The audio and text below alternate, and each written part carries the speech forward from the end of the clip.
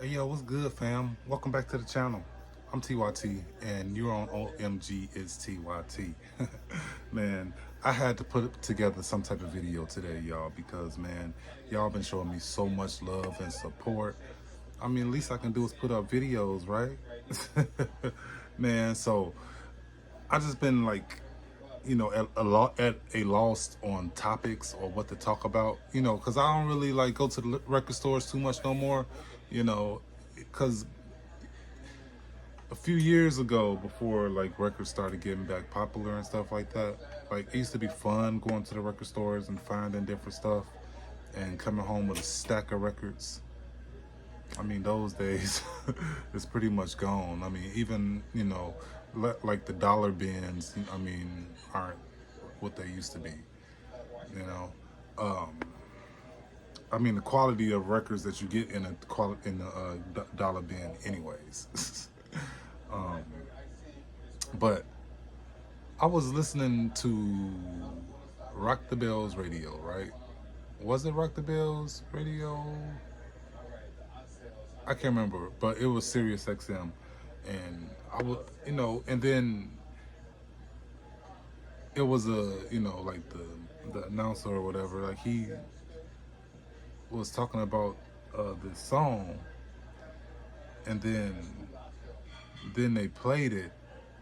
I'm just going right off of memory, anyways, guys, but and then I'm just like, wow, wow. And the song I'm talking about is 4321 with LL Cool J featuring Method Man, Redman, Cannabis, Method Man, Redman, and Cannabis. Uh,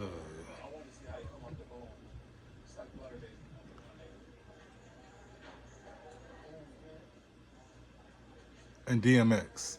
I was like, I know I'm missing somebody. Okay, and DMX, and that's on the Phenomenon album. Oh my gosh, it's a heck of a reflection. But the Phenomenon album, nothing like a phenomenon, nothing like a phenomenon. But the 4321 song, it starts off with Method Man, and first thing I noticed with Method Man's verse, I was listening, and I'm just like, man, like Method Man was dope, always been dope, but he's always been dope with not using a whole bunch of curse words, you know, like and but his verse is dope. Redman's verse is dope. Like then Cannabis comes on, and I'm listening to his verse, and first of all, like just lyrically, like I think that people gave him a little too much. Like I think he was like a good rapper, but not as good as people perceived him as. Like because I'm just listening to like his verse and stuff, and like it was dope. It was nice, but at the same time, like I just don't, I don't know, because like this, like when this came out, this was like 1998, 1999. This is like right around when I was in college, living in my townhouse. So I remember where I was. If y'all notice this, like it kind of reminds me of De La Soul when the album first come on. Stakes is High, when it first comes on, he's like, when I first heard Criminal Minded, and then everybody says what it was when they first heard it, that's how I am with music in general. Like when it was out, during the time, what was going on, where was I at, you know. That's how I could kind of, like people like, what year did that come out?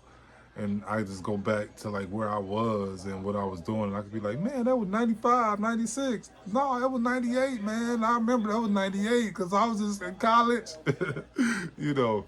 So, um, but man, so like Cannabis, like when he first came on the scene, like everybody was just like raving about him and stuff like that, you know. And then he came on this song,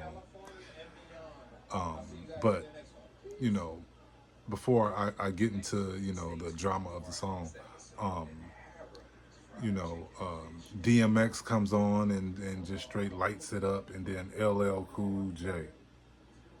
Oh my gosh, like so. When I was listening to Cannabis's verse, because I already knew what happened or what, so like I'm like, the other day when I was listening to it, I'm just like he was just a cocky little kid, huh? A cocky little kid, cause like, like back in the day, like I didn't think that he went at LL hard like that, but then LL just went off. He went off. He went off. Like when, first of all, guys, when LL Cool J came out with Mr. Smith, that was kind of like a, like I don't know, like LL's always been cool and up there, but when he came out with Mr. Smith, it was kind of like LL back, and then the same thing with Phenomenon. But when I listened to his verse, guys, his verse on that 4-3-2-1, like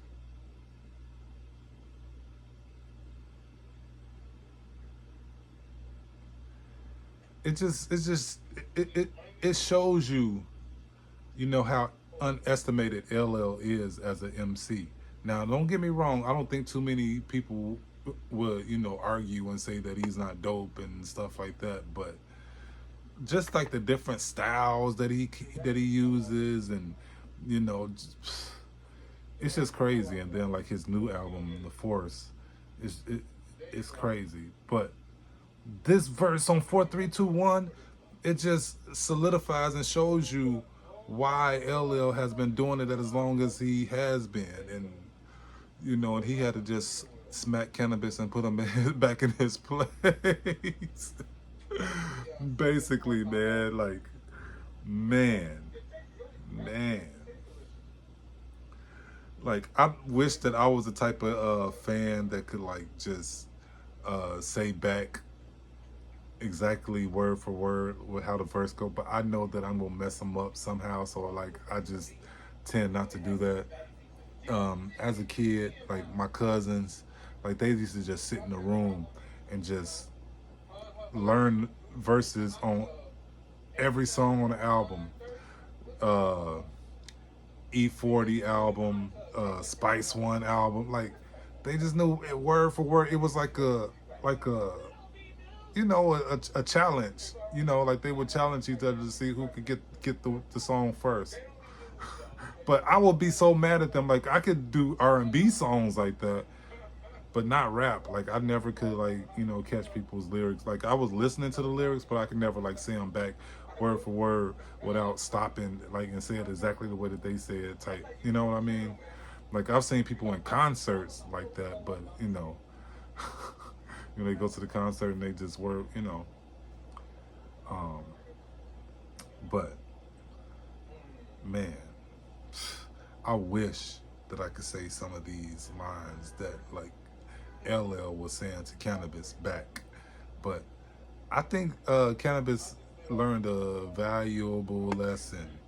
I mean, he couldn't recuperate from that, like as far as a rap career goes. I mean, he had to bring out something that much like dope, that dope, like this, like these days, like I think that like he would have been able to make it, just because of the internet and the fans and stuff like that. But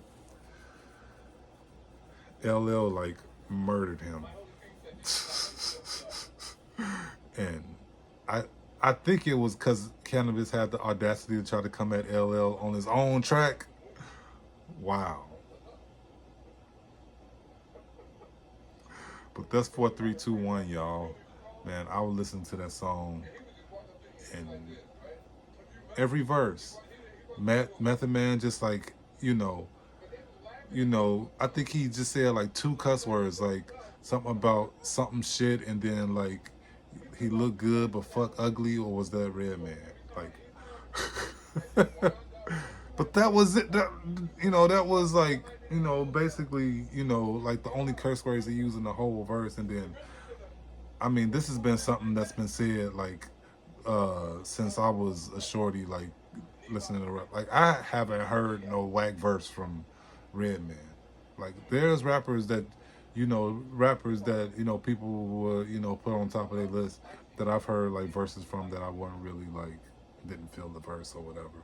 But Redman, like I still to this day, like I don't think I've ever heard a verse that I didn't like of his, or like he could have, excuse me, he could have said that better or said something different, you know. But um but then DMX, you know, DMX is just, he got that energy, man, you know.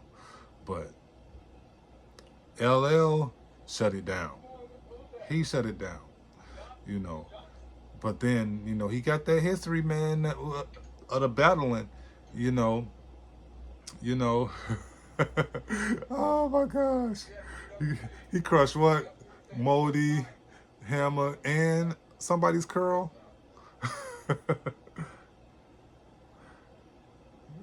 But that's crazy, man. LL Cool J, 4321, y'all. Thank y'all for watching the video. Man, I just had to put something together for y'all, man. You know, it's been so long since I put up another video. But just like, share, comment, subscribe, man. I'm gonna holler at y'all in the next one.